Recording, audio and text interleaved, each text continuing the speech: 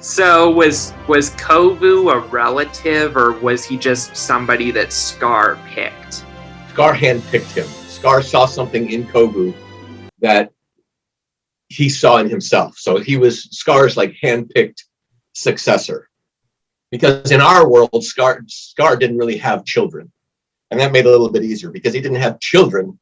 He could pick who he wanted to succeed him.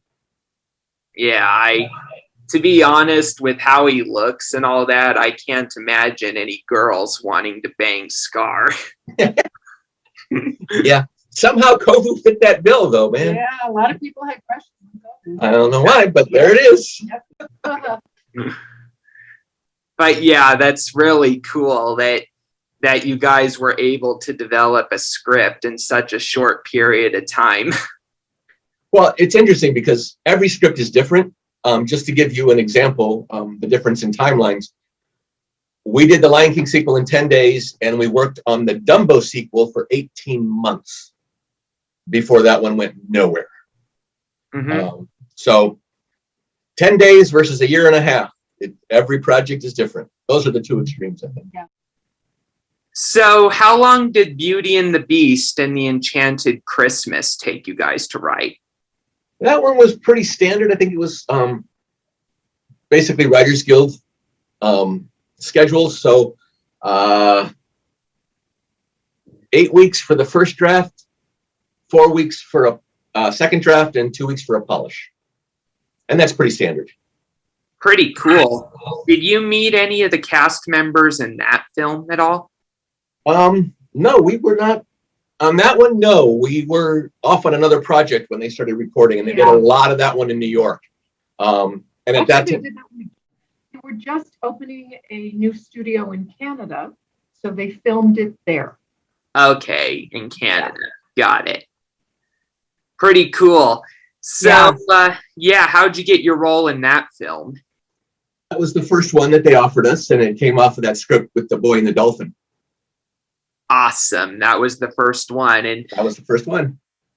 Knowing how successful Beauty and the Beast, the first one, was, what was your guys' thoughts when you were selected to write for that?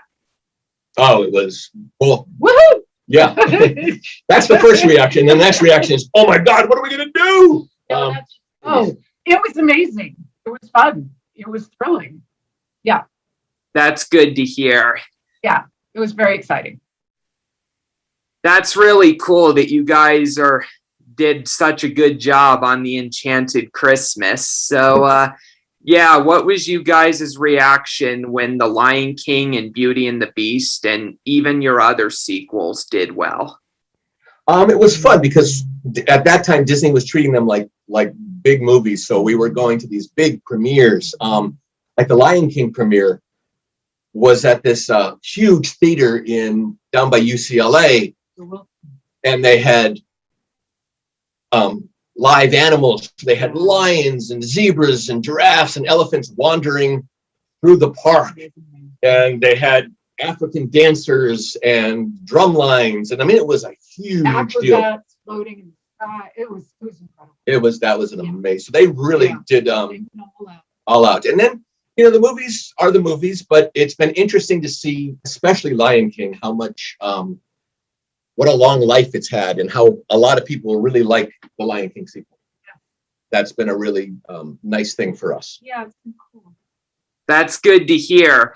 So let me ask you, did anyone applaud at any point when the films premiered? Oh yeah, especially when it's all done, everybody, because at a premiere, it's always friends and family of the people who have worked on it. So everybody's got something invested in the movie. So when you see it, everybody applauds. Yeah. Yeah. When you guys were creating the music for The Lion King 2, were there what instruments were used? Oh, that I have no idea. We did not do any of the music. There was a whole division that did music, and all we were given was the songs as they existed and the lyrics. And we had to make sure that they wrapped into whatever story that we wanted to create. Yep. Really cool. So what films have you guys worked on ever since The Lion King and the others? Oh, well, we did. We worked We did an episode of Star Trek Deep Space Nine. We did a small family film with, again, James Earl Jones and Chevy Chase and Wallace Shawn and Katie Seagal, called Jack and the Beanstalk. And lately, our bread and butter has been playwrights. We run a teen theater program. So we've really over 5 dozen published shows that are done around the world. That's really cool. You also did the Hunchback of Notre Dame too? yes. Yep.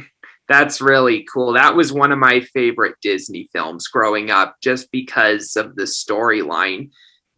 Like the message from that one, and you would probably agree with this, is someone being hideous in appearance doesn't make them a monster, and someone who's more handsome can be a monster. It's probably the same message as Beauty and the Beast. Yes, I would say one Hunchback really spoke to me because for me, Frollo is the only Disney villain who doesn't know he's a villain. He thinks he's the hero. And that had never been done before. Frollo is the villain of the piece who thinks he's the good guy. I love that concept. I love that concept too. And it's really ironic in the ending when he holds that sword and recites the quote about dropping into the fiery pit and it happens to him.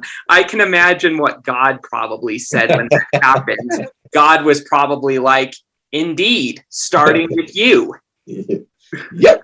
You know, that's probably what God was like. He was like, indeed, starting with you. You know? Can you imagine that? We do often.